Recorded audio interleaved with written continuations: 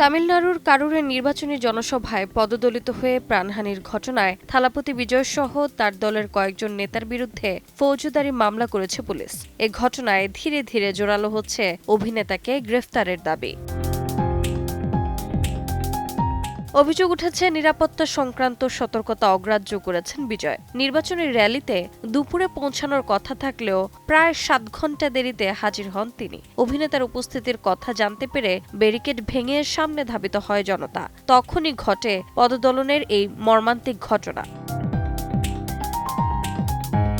এর আগে পুষ্পা 2 সিনেমা মুক্তির সময় হায়দ্রাবাদে পদদলিত হয়ে ঘটেছিল একাধিক প্রাণহানি। সেই ঘটনায় দলের অব্যবস্থাপনার অভিযোগে গ্রেফতার হয়েছিলেন দক্ষিণী সুপারস্টার আল্লু অর্জুন।